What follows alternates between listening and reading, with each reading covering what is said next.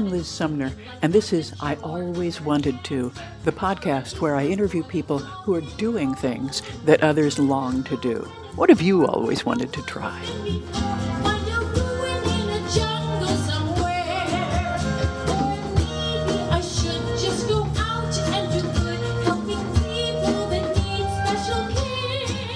My guest today is Ann Huffington. We were recently part of a Facebook group conversation about being bold, and Ann mentioned that she not only did scuba diving, but also paragliding. I knew I had to get her on this podcast. So, welcome, Ann. And before I ask you about your adventures in the sea and sky, tell me a little bit about your regular life here on Earth. I will. Thank you for having me on the podcast. I retired at the end of last year. Ooh, congratulations. Yeah, thanks. After 33 years in a very high pressure company. And I decided I wanted a different life. I wanted something more attuned to the earth and the land and the spiritual senses that I get. And so I moved from Southern California to the Pacific Northwest. I'm about 60 miles north of Seattle in a little town called Mount Vernon, and am absolutely loving the change. Oh, that's wonderful. I love that area. Thanks. And I understand that your initial ventures into extreme sports came out of a kind of a dark time in your life. Could you tell us how you managed to come through that? I will. It had been a lifelong dream to have children. I had tried every which way to Sunday in medically induced modalities to get pregnant. But I kept miscarrying those children. And after my third miscarriage, I thought, it was 43. I thought, it's just time to grieve this. And what could I have never done as a mother that I could possibly do now? And I thought scuba diving.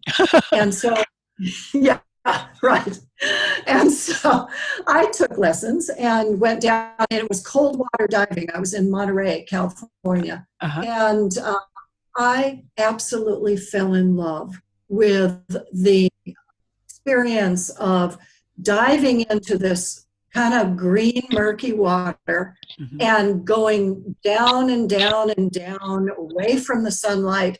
And all of a sudden, the bottom would open up for my visual pleasure, and I would see creatures and things that I never dreamt were even there. Oh, wow. And then I would come back up through the murky green water, and I would go into the sunlight and burst into the sunlight. It was just magical. Wow.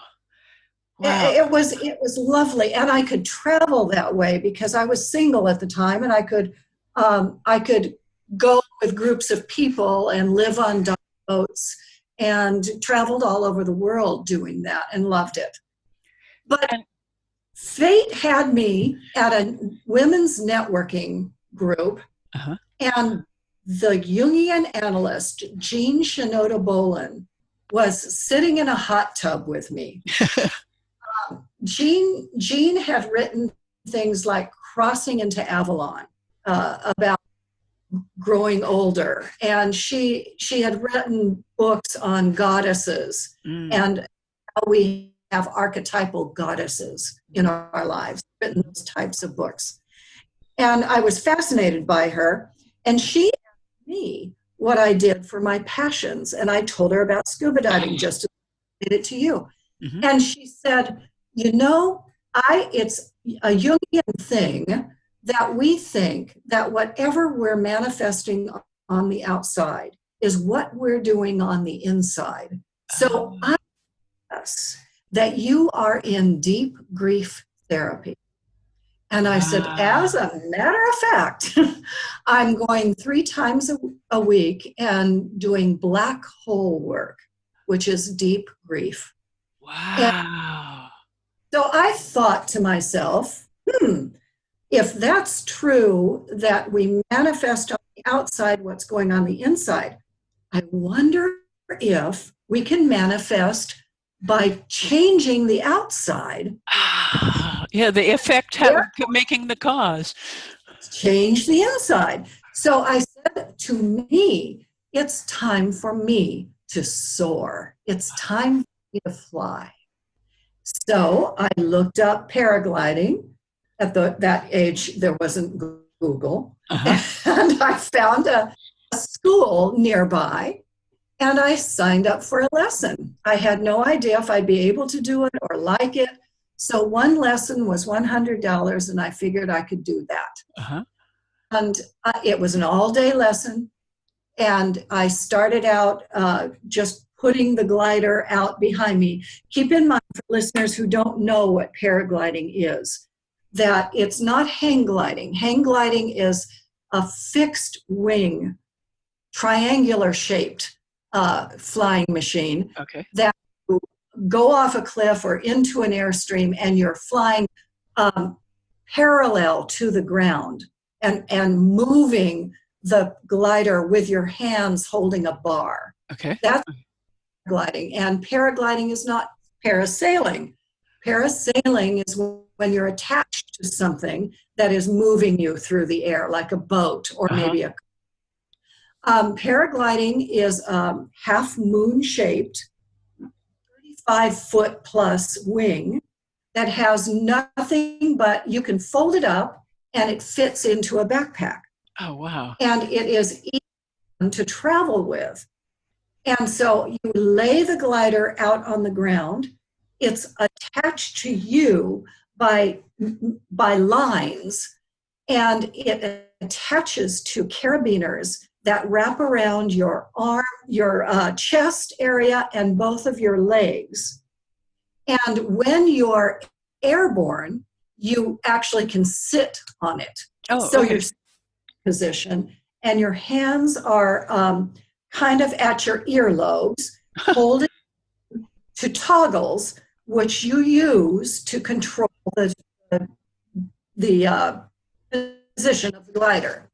And you can reach up and grab the strings and pull strings down in order to compress certain parts of the glider to maybe make it soar faster or make it come down out of the airstream that you're in. And then you use your body as well as those toggles to move right or left. But what makes it work is that picture a flat surface and like a cliff and the ocean out in front of you. I'm going to give you ridge soaring. It's called ridge soaring. So there's a cliff, an ocean in front of you. The breeze is coming in from the ocean, hits the cliff, and rises up. So you walk off the cliff into the rising air. Oh my God. And then soar to the right or to the left along the cliff. As long as you've got the cliff and the rising air, you will be airborne. My longest ridge soaring flight was 5.5 hours. Oh my word. And I came down just simply because I had to pee. I would have stayed. I think men handle that a different way, but I don't think they can do that. So that is ridge soaring. There's also another type of flying, which is called thermaling. And how you do that is that you launch off a mountain, and then you try to find rising air, almost like a cyclone-shaped air. And it'll be rising off the ground if you're lucky, and you will know you're in it because you feel that sensation of the seat moving with you. And then you can ride that thermal by using a circular motion within the thermal and ride it as high as you want. I think I was well over a mile above the launch point, which was probably 2 miles up. I did that flying while I was trying to get my intermediate license. You come into paragliding as a newcomer, and you learn how to set up your glider and stow your glider into your backpack and you learned what's called ground handling. And you learned how to take this 35-foot wingspan, get it into an airstream, and then try to manipulate it from the ground so that you don't wrap yourself up in it or do some crazy thing that harms you. Once you've got that part down, what they do in your first lesson is they take you up a little ways. You walk up a hill a little ways, and you lay the glider out, and you bring it up by running. And the key word here is run, run, run, run. You know, then you have your glider in over your head, and you're running down this hill, and it's super great. But you do that about 8 or 9 more times. And every little so often they'll take you to say, go up a little further up the hill. The first time I remember being airborne, I was a little bit up the training hill. My instructor said, run. I ran and ran, and I realized that my feet were not touching the ground. And if you've ever had a dream of flying, that's what it was like. I was flying, but I was in real life flying. Wow. And I was hooked. I just knew that this was my sport. And end of our whole day of a lesson, I said, okay, what's the steps to become a paraglider pilot? And she said, well, we offer a 10-lesson package that is, I think it was $1,000 for 10 lessons. And you will become a novice at the end of that. You will become a novice pilot. And then you can go on in lessons and get your intermediate, and you can get your advanced, you can get your instructor. And so I said, 10 lessons, $1,000, fine, here it is. I was so jazzed. And so every weekend we would meet at the training hill and we would do this. I also decided I could have just rented the equipment from them, kept renting. But I thought, no, I want to learn to do this with my own equipment. So I bought my own paraglider. And that was a challenge because paragliding was seen as a male sport. And so they didn't make paragliders tiny enough for women. I got the very smallest Will's Wing paraglider. It was bright yellow with a purple splash and I named it Glory. And you know, when you have a paraglider, you also have a reserve chute that velcroed into the harness, and if you're high enough and you're in trouble, you can rip the velcro and the chute comes out and hopefully brings you down safely. So I got that whole package: the harness, the reserve chute, and the paraglider. And the helmet is important because that's where a paraglider will put stickers so that other paragliding pilots can see at a glance. They either see a novice or an intermediate or an advanced or an instructor level. And so I signed up for another part of the class when I got my novice to the intermediate level. And to do that, I had to have skill in mountain flying, in thermal flying. It scared me some because they were much higher mountains. And my first introduction to mountain flying was actually at a place in Big Sur, which is a beautiful area to fly next to the Pacific Ocean. And I thought that I was going to fly off a 600-foot hill where I could see the landing zone. Now, I was rated for that. A novice can do that.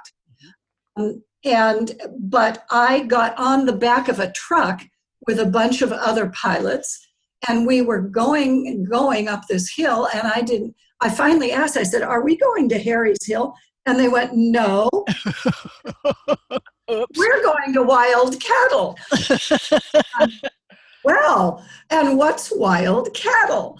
And they said, well, it's 3,200 feet. Oh, my. launch, and we're going to have to fly through some clouds, and then we're going to have to turn to the left, and you'll see the landing zone down in front of you. I said, 3,000? I have never done one. I've never flown through clouds. I'm not rated for that. And so I kind of panicked. And then I said, what the logical thing is anyone here in this truck an instructor? Oh, good. Oh, and this one man said yes. And I said, do you have any students right at this moment? He said, no. I said, can I become your student right now? I am now under instruction with you. Oh, so that makes you legal? That made me legal, and it also made me less scared. Oh, good, good. Okay. And I said to the instructor, I said, okay, I'd watched the other pilots take off. I was the last one to go. And he said, okay, now you're going to do your launch. You're going to find your rising air. You're going to fly. You're going to go toward the clouds, and you're going to be in the clouds for a little bit. So you're not going to be able to see anything, and it's going to be very cold. And I'm going to talk to you through the whole thing. And I said, quite frankly, I may be too nervous to push the button to talk to you. If you don't hear from me, don't worry about it. So I got up. He said, can you feel yourself sinking now? And I couldn't, because I wasn't that experienced. And he said, you are. So you've got to fly faster, and by pushing on a stirrup that's in the bottom part of your harness, a speed strip, we call it. And you've got to angle that angles the glider more into a flight dynamic pattern so that it flies faster forward. And so I did that, and I got into some rising air. He said, now can you feel the seat of your pants and how your glider is rising at this point? And I said, yes, I can feel that. He said, good, you're doing fine. And he said, now wiggle your feet if you're having fun. I wiggled my feet.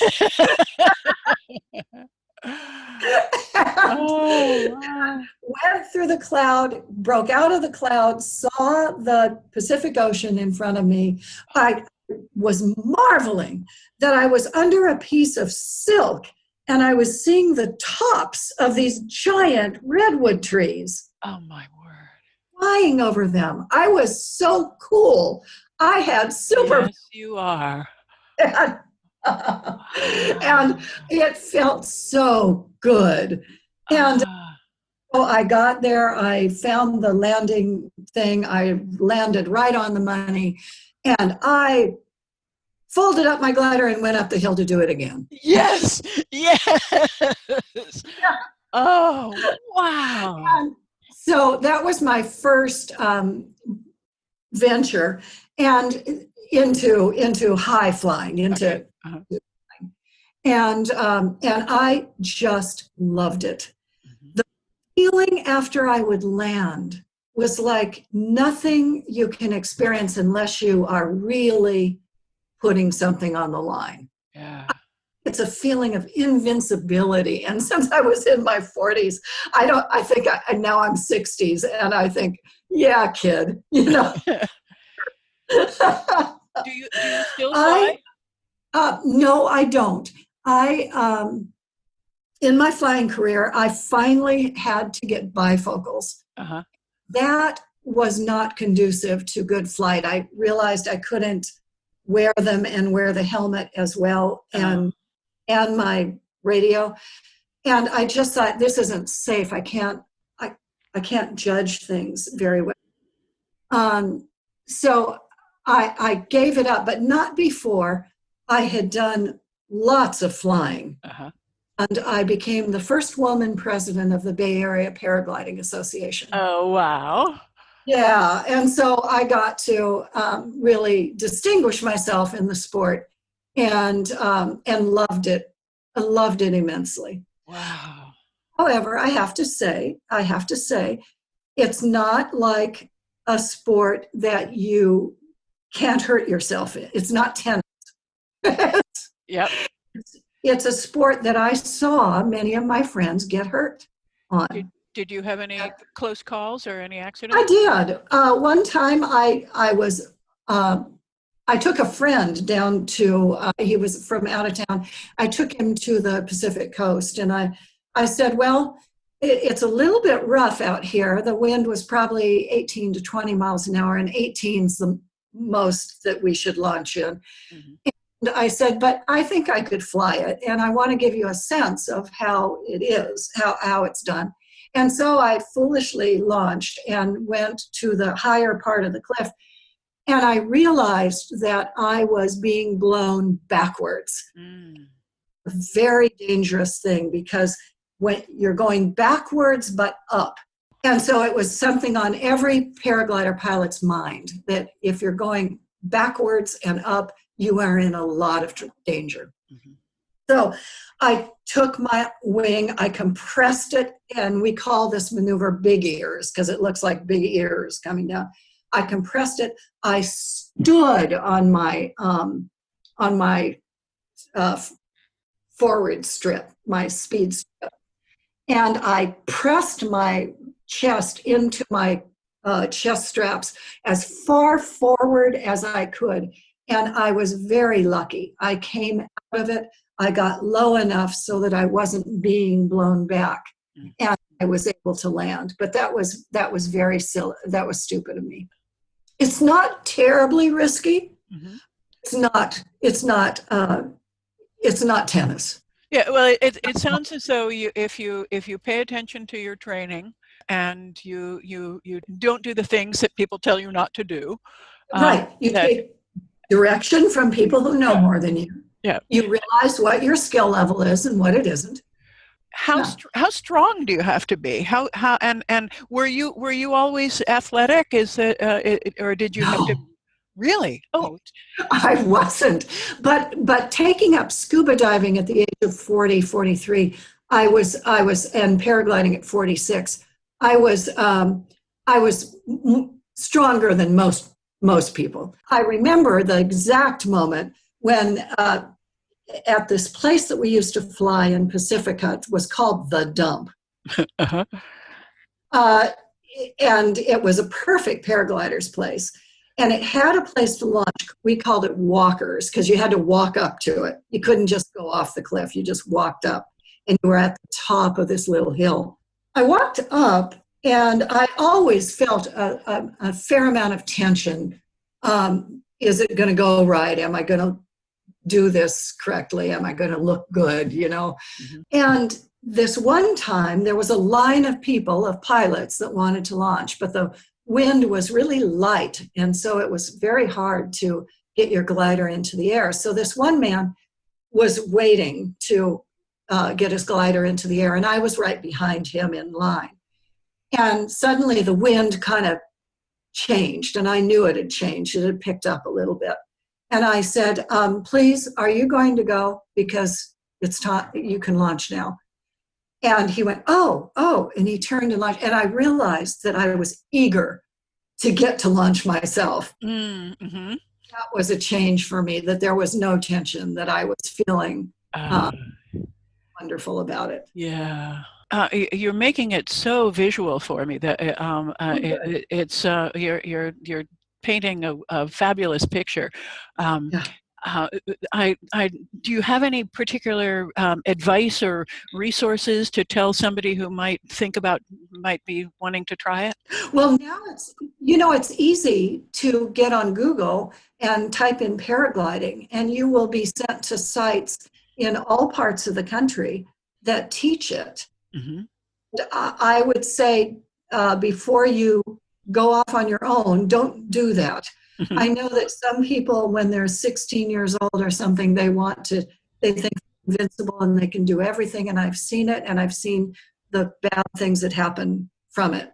Mm-hmm. So get an instructor, mm-hmm. get somebody who's making money teaching mm-hmm. you to do this, and be prepared to spend $1,000 to get to the point where you can actually fly on your own. And if they wanted to have their own equipment, what did that cost? Back in the day, I spent $3,000 on my equipment. So it's not a poor person's sport, It, but what would you pay to be able to fly?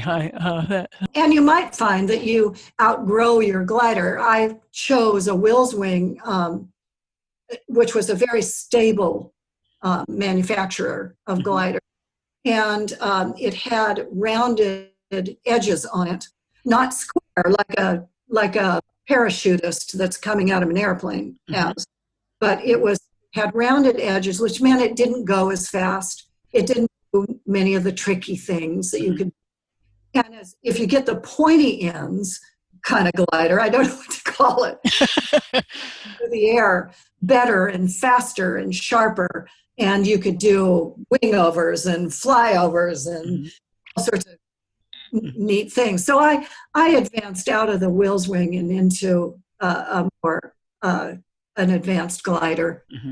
So I had to spend a little more money on that. I wanted a flight suit after a while because it got cold up there. I just wanted to look cool. Yeah.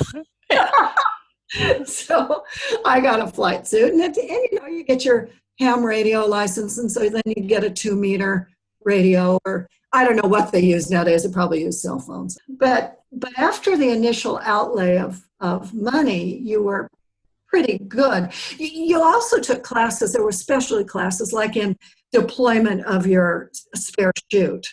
Oh yeah, yeah.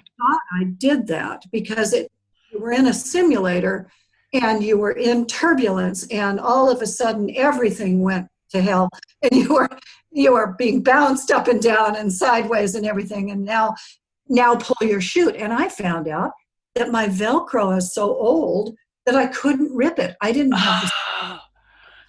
I wouldn't. Good to know. Yeah, good to know.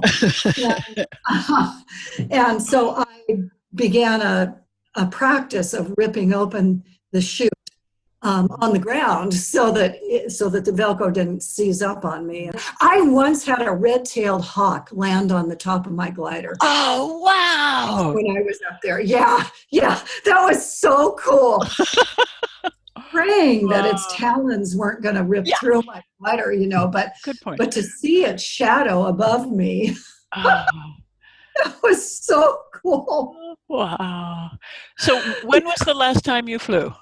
Oh my gosh. I was probably in my 50s. So wow, it's been a long while. Yeah. And I miss it. Yeah, I can imagine. And what about diving? Did you ever go back to diving? Oh yeah, I was diving all the time. I was flying too. Okay. When the wind wasn't good, I was out in the ocean, and I don't like gravity much. Oh. I luckily married a man who also dives, and oh, good. Our last trip we went on a Cayman Aggressor, and that's a boat that you can live on and just dive many times a day. So that was a couple years ago. We went to Cayman and did that, and we'll go again. We'll do something again because I love it. Any other mountains to climb or things to achieve physically, or are you moving on to other kinds of pursuits? Well, I've got a big spiritual bent now, and I am learning to become a practitioner for sense of mind, to maybe generate healing in some way. Ooh, lovely. I'm working with rescue organizations to help mostly senior dogs. And I'm doing that kind of thing in the world rather than extreme sports. I'm 68, and there's always a chance, that I would find another sport, do another sport. I've tried the sports that are, golf and stuff, and they just don't cut it with me. Yeah. I after you've been flying, how could you play golf? I don't know. Yeah, well, I guess it can be some people's thing. I guess. But, and I do a lot of hiking. And you're in a beautiful place for that. I sure am. Yeah. Even just around me, I've got trails galore. So I try to keep going that way. I'll make a shameless plug for a Facebook site called Younger Next Year Amen. 2018. And Yes. it is a woman who started it based on the book Younger Next Year, which is all about what we have to do to keep ourselves from doing what mammals do, which Yep. is I totally concur. That group has been really useful to me. That's how we met. oh yeah, that's right. You're from And there. and it's the idea. That book inspired me so that I now believe that I have a fabulous 30 more years of wonderful, fun life, and that's one of the Exactly. reasons why I'm doing this podcast, is to help encourage anybody who is tempted to try something but thinks, oh no, I couldn't do that, I'm too old, or whatever. Yeah. Um, I want them to stop thinking that way. Yeah. Read the Yeah. book, join the No. Facebook group, and No. have a good time. I'm afraid we have to close now, but I want to Okay. thank you so much, Ann Huffington. I Okay. appreciate your time and your fabulous stories. And Sure. for the listeners, there are some cool pictures that Ann gave me, and I'm going to put them up in the podcast notes, so you can check out what her glider looked like. I think that's it. I'm Liz Sumner, reminding everybody to be bold, and thank you for listening.